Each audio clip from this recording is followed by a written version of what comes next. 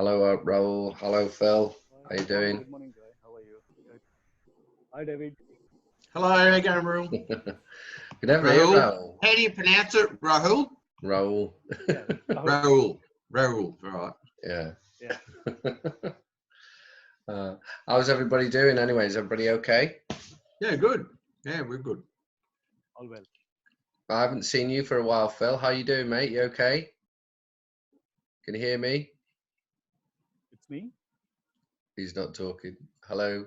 Oh, he's messing about with his phone now. He's trying to figure out how it works, isn't he? Elise has gone into dark mode. So I'm here. I know. I'm here. I'm joking. I'm in the car. I'm in the car. So Oh, no, I that's don't all want to right. accept That's my okay. That's So cool. you're all on Bluetooth. So Oh, bro. I'm Happy driving, so days. I won't put the video on. Yeah, no, you're all good. Don't worry. It's all good. So, Okay, I'm gonna go off mute now. all right, okay, cool. Oh, I've got Cameron. Cameron wants to come on. There we go. Let's put Cameron on as well. I think I've tried to cover as many people as possible. So I just wanted to catch up with everybody, see how things are going. I did do that training video thing, but then David said to me that the voiceover thing went on it twice. So it's like you can't understand what I'm saying. Like gets so far, and then it doubles up the audio. So that's a bit irritating. So I don't know how that happened. I don't know. I think it just picked it up from another one, from an old one. Yeah, I see. So yeah. So I'm going to redo it. I'm going to redo it and start again. Yeah, but that one you did on cold calling, that was a new one you updated, wasn't it? That was excellent, that one. Yeah. Where you had that Scottish guy and you brought him in. Hope he didn't say much. Yeah, did you like that? That was funny. That was good. I don't know if anybody, really well everybody done. saw that, but well, I was trying to give an example, like because I know that Tiffany's sort of not too sure about it and things like that, and you know, you think to yourself, well, you know, you've got to do it at the end of the day, and it won't kill you. So it's just one of those things you have to do. But I think you made what I got out of it, there was a lot of good points in there, because I was just going to mention that with the database, like, because it's old, as I said, you ring people and then, oh, no, I don't live there anymore, I live in Ipswich, or, you know, we've moved here, this, that, and everything else. So I just thought that was really good. What you said on there is you confirm the most important thing about the call is to who they are, what their phone number is, what their email address, if they're actually living in the house and they're not you haven't rang the, you know, the tenant or something. And I just thought that was really good information to actually feed that back, because even then that is helping you. Like, as I said, you're doing the cold call. What can you get out of what they get out of it? But it's important that I think updating the database and basically, asking those questions to get those answers, because, you know, at the end of the day, it's no use dealing with someone who doesn't even live there. So I thought that was really good. And you've got a mixture there that some of those people will be tenants that'll be about to leave and things like that.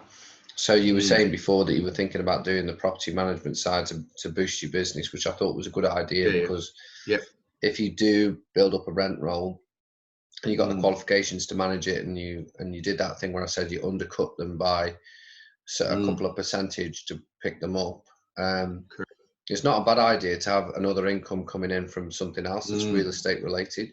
The other thing I said to you before as well was the communication side. Is if you're a good property manager and you keep in contact with your tenants, eventually those tenants become buyers, because they're going to be buying something off you in the future. So ultimately, you've got a ready-made database there of tenants that are going to use you to help them buy a new property. So it's probably worth everybody looking into that.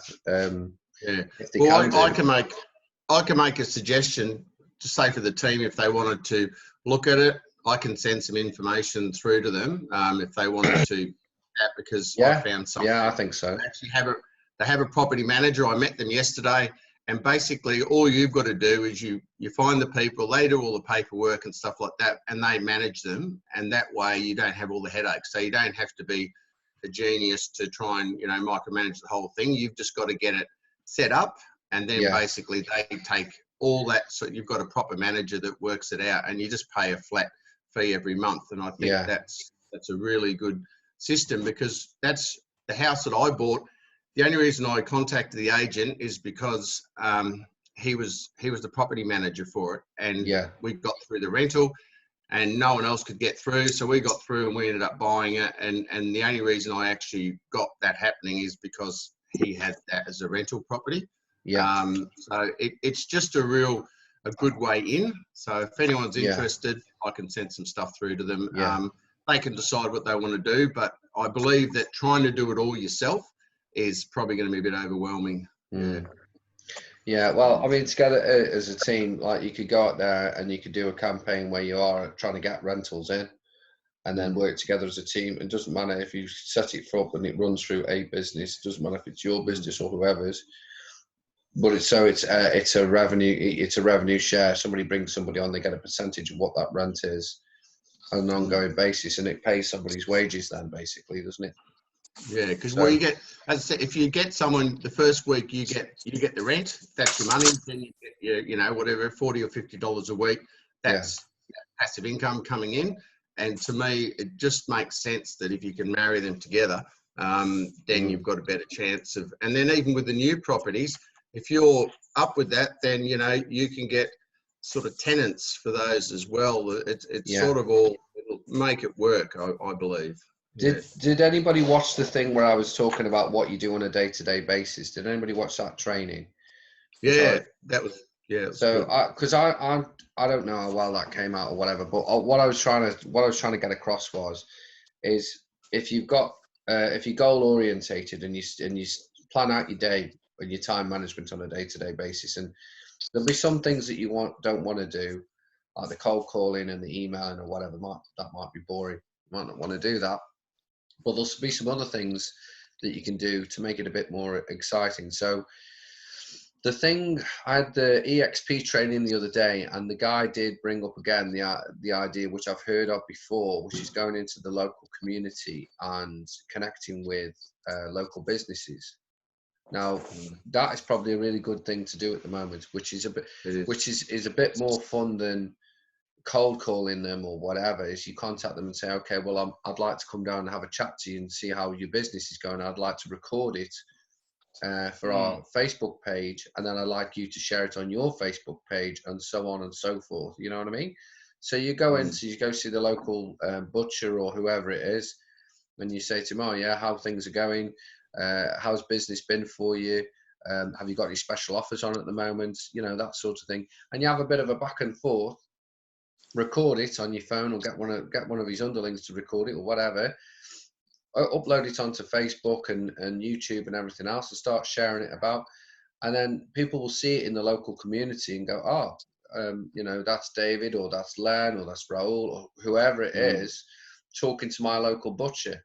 So he goes across the board. You can interview the guy that is the manager for the Woolworths, for the Coles, the bloke behind the BWS driving a drink, or whatever you like, you know what I mean? But it's just one of those things where it's something a bit different that will catch people's attention, and it's free publicity for you in your local area, because you're supporting local businesses, and that's one of the things that will show, has you as a bit of a difference thing. And the other thing was the referral system with different businesses and things like that, and networking with other businesses. You've got to think about who's involved in that process when you sell a property. Is it, is an accountant? Is it a buyer's agent? Who's getting involved with the sale of a property normally? Who are you going to normally deal with? Is it building and pest people? All that sort of stuff. So networking with other businesses as well is well worth it. And it gets you out of the house. Get you out and going out and actually meeting somebody face to face. And I think we can get just about get away with it now. I think they're starting to change the rules. I think it's in a week. Open homes are going to be open in a week. What I was told yesterday, they're looking at. So that's only a week away, and that was a good point. With once you get the open homes, you get face to face with people. I think that's really important. But is there any way I could ask Lee a question? Is he on or not? I can just see his picture there. But I think Anya's on. I'm on. Yes. Oh, hello. Yes, far away. I'm going to go. She's outside. She's living the dream. She's living the dream. This girl is. She knows what she's doing. Yeah. Brilliant. Anya, I'm going Yeah, I just wanted to say I really enjoyed that video of the bloopers, the outtakes. I thought that was really funny. I really enjoyed I'm laughing with you, not at you. So it was really good. Yeah, it was. That's okay. Yeah, no, that's true. Can I help? Yeah. So I just had a question for you, or Lee. It was about this investor clubs that you guys have, I think, mentioned the other day. In regard, I think Lee did. That I'm trying to find out about that, because what Guy was just saying then made a really good point, that if you're in one of those investor clubs or you join up, that's a really good way of networking, and you can go along to them. Now, you guys are in New South Wales, so I don't know if, there's anything that I can chase up to try and join one of those investor clubs, or Guy, you might know someone in Queensland or something. I think there's a couple of different things you can do. I think you can Google in investment in general in Brisbane and Queensland and on the Gold Coast, and then you can also go onto Facebook and look at what pre-existing groups exist, and then try and get into those groups so you can join the forums, because there'll be groups set up for it. You know what I mean? So you're in one, and do you go along to any of the seminars, or do they have any of those, or not necessarily? It's all online, is it? Or Yeah, well, actually, how we got involved in a couple of those groups was Lee and I have been house sitting for the last 2 years. So we rented out our family house, and then we've been house sitting up and down the eastern coast whilst we've been running our businesses. Yeah. So when we get to a new area, what we do is we go on to Meetup or Eventbrite and just see what's on. Obviously, with COVID-19, it's not been so easy, but as we've discussed, things are opening up now. Yep. And there's a lot of opportunities to attend an evening to find out about investing in properties. So obviously we were pretty interested in what they had to say in the first instance as investors, and then more importantly, it allows you to connect with a whole heap of people who are in that marketplace for investing. So you would go in there, and we've been quite open and honest and said that we're real estate agents, but also as real estate agents, it's a bit like a busman's holiday. You don't always focus the same way if you're dealing with your own investments. And because we went in there as very open and honest and transparent, not only have we aligned ourselves with the guys who were running the events, but also we've connected with like-minded investors within that group. So when they have the breakout sessions, you just go and chit chat with people, and if you resonate, then you just say, look, let's connect. I'll give you my details and you give me yours. And that's been the easiest way. And then the second way, we actually asked our current contacts and said, hey guys, do you know anyone who is looking to invest in property? And that has been paid one of the biggest dividends, because we've now been linked to an investor group that we didn't even know about. So Lee and I've got a call booked with them. But that literally came from asking the question of our existing contacts. Yeah. So it's just a different way in. So like, for example, you've got that database there, and instead of asking for an appraisal, you could do you know anybody who's interested in investing in properties? It's a different question to ask, and you might not get a sod off reply to that. It might be more because it's more of an unusual question, a different question. You might get I've got a friend who might be interested in investing in a property. So it's a different way to go than what you would normally do. The other thing, Anya, I was going to ask you, I did a video for them about structuring their day. Can you give me an example of what your day's normally like, what you normally do? I'm guessing that you pair are morning people, because I said that I wasn't a morning person, I'm a nighttime person, but I'm pretty going on odds on favourite that you pair are morning people. So what does a day look like in Anya and Lee's world? The interesting thing is you would probably get a different answer from Lee to a certain degree. I'm the process person within our partnership. So I drive a lot in terms of what we do when we do it. So with COVID-19, for me, I love structure. I love to know what I'm doing and when I'm doing it. So we tend to wake up, and we are morning people, but you can push this timing back. So we tend to wake up around 5 a.m. And the middle of the night, that is. That's the middle of the night. You know what that time looks like. You don't know what 1 o'clock in the morning looks like. You know what I mean?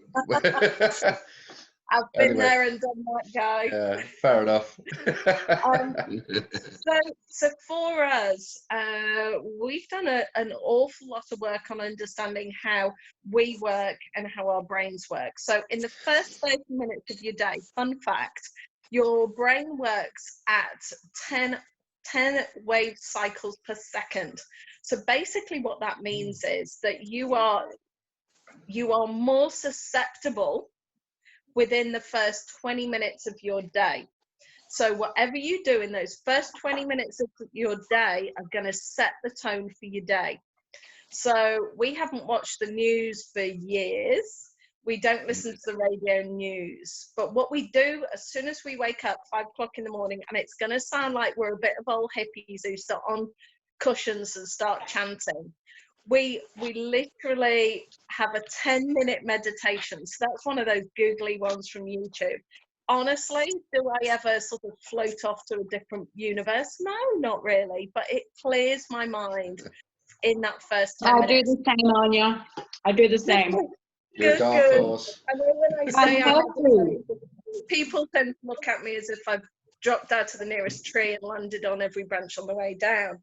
But I have to tell you, just by clearing my head as soon as I wake up, it's been fantastic. We then turn on an audiobook or a positive motivational thing, because the last thing you want to do is stick negativity into your head. We exercise in the morning. So exercise is a massive thing. Lee's done Ironman, so full Ironman and 5 or 6 70.3s. I've been a runner and done half marathons, but we found yoga. I know, sounds a bit weird. Lee is having an interesting time doing yoga, but we're actually enjoying it. And we do exercise. After that, get ready for our day. We have actually blocked out time. As you can tell, I'm the structured one. I love to-do lists. I love crossing things off. Lee is a visionary. He does have ADHD, which means he can't sit still for long, which is an interesting combination, but it works. So we've split our job roles and played to our strengths. So I've blocked 2-hour blocks in our day. So while it's been COVID-19, we have, say, 3 or 2 2-hour blocks, because do you know what? You can sit at your computer and work for 8, 10, 12, 16 hours. It doesn't matter. What does matter is how productive you are. Yeah, great. Yeah.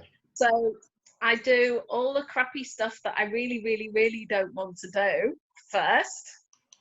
And then I reward myself as the day progresses. So again, it depends on what you've got to accomplish, because I've realized, I don't know whether it's old age kicking in or I'm just sort of getting into the swing of things. I've realized that working hard is not necessarily the way to get ahead. It's working smart. It's being really smart with the time that we've got, but it doesn't always mean you have to put head down, bum up and work for a gazillion hours a day.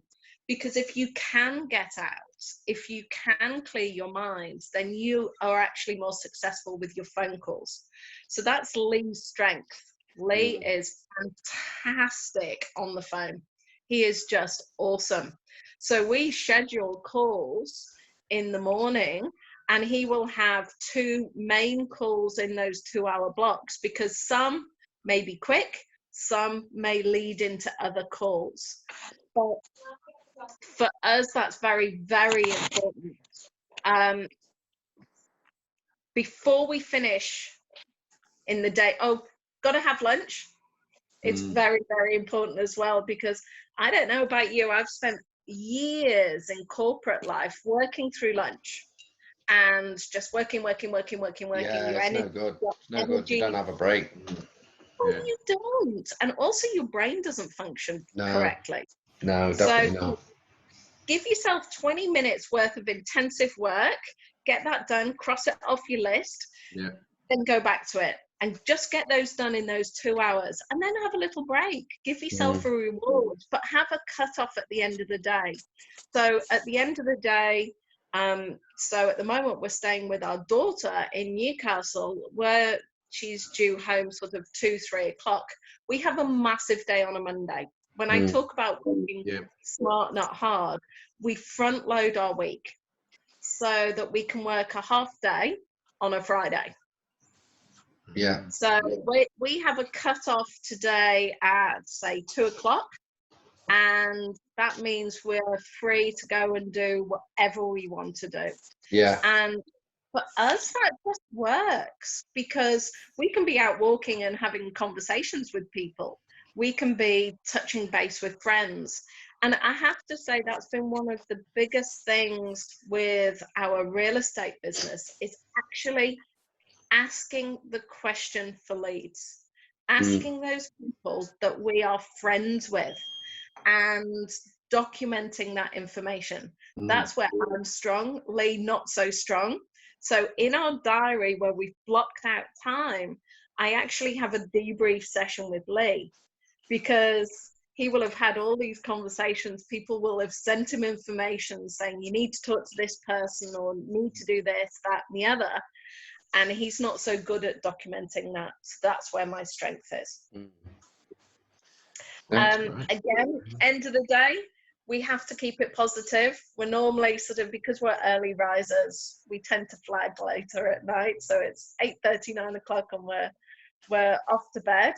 It sounds like we're a bit boring, nerdy nerds, but we have a lot of fun doing what we do. Well, it's just how you operate. That's what I said in that video. I said some people are morning people and some people are nighttime people. And to be fair, if you work really well first thing in the morning, happy days. And I said in the video, people need to figure out what they are and don't try and fit into a box. If you're not a morning person, then work in the afternoon.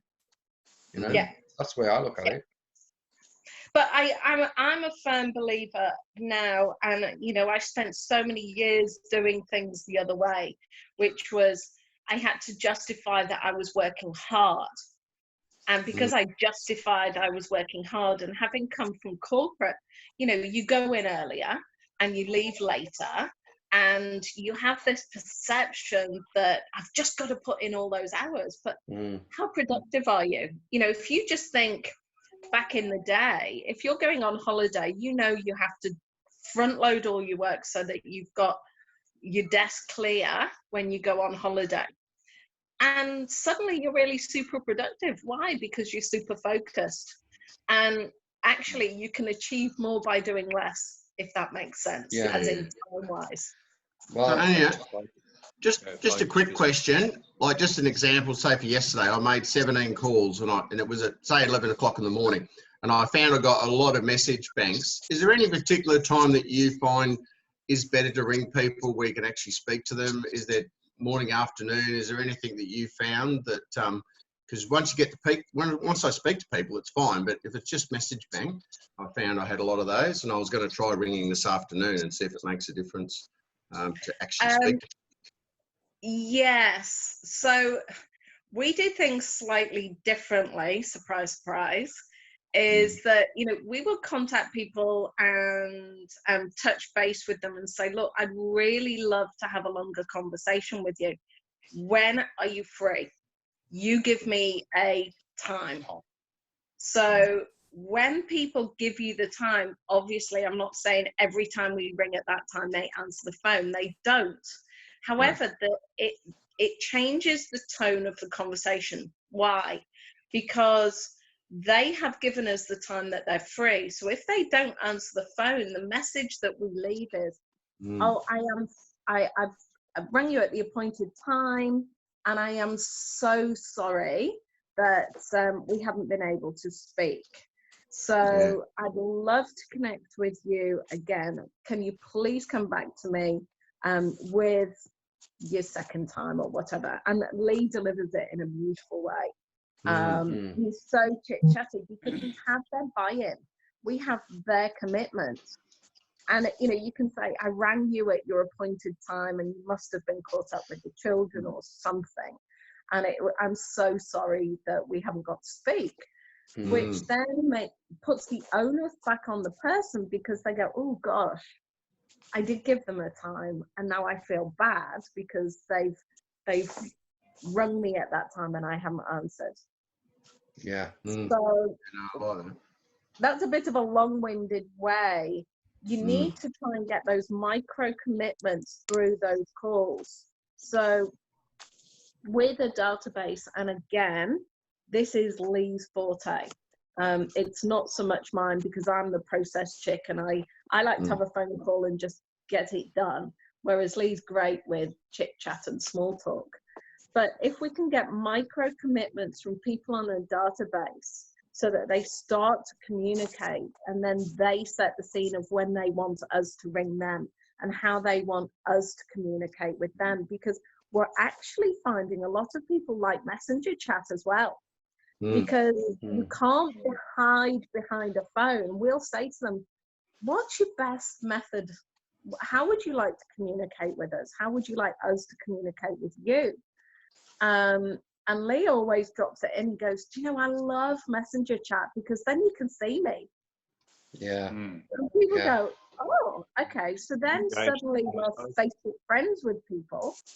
And if we're Facebook friends with people, then they can remain in our buying environment. So we've done a lot of work with a business mentor of ours who's got a program which we'll probably share with you guys at a different forum. But he talks about a buying environment rather than a selling environment. So it's not what we want to deliver, it's what they want to hear. So people will sit in that buying environment maybe one day, 1 week, 1 month, 1 year, and that's okay. What we have to do is keep informing them and empowering them, and then they will make decisions. And in that meantime, they get to know us, they get to like us, they then get to trust us, and they're more likely to try us. So if we're connected with people in Facebook, they can see, you know, for instance, Lee and I having a giggle at what we do, because real estate is one of the most, well, buying a home or selling a home is one of the most stressful things you can do. Oh yeah, definitely. Yeah. So Anya, I have a question. Sure. Anya, I have a question. Hello. Yeah. Go on, mate. Yeah. Hi. What I have observed that you are doing everything in a very structured and strategic way. So just my observation, like once you are making a plan for your strategy for the calling, okay, so like the numbers, just for my understanding on a demographic basis, in your list, what are the percentage of men and women plus who are more responsive in terms of giving you response on your calls, and also who are more decision making? I think anything to do with housing, it's primarily the female. And it's interesting, and I think this is one of Lee's gifts, maybe something to do with the fact that we've had 3 girls, but he is just awesome at speaking to women. He really, really is. And we have... Is it with you or with Lee also? Lee does the majority of the calling. I have the type of mind and personality that I just like to get stuff done. I'm not very good with small talk. So when you meet me in person, you know, I'm just not that chit-chatty person. I like people that like to have a conversation, whereas Lee is great at chit-chatting and, you know, learning about people. So in terms of hit rates, invariably with us, it tends to be women. Women tend to be the ones who are the decision makers for us. But in terms of the contact number, often that tends to be the man.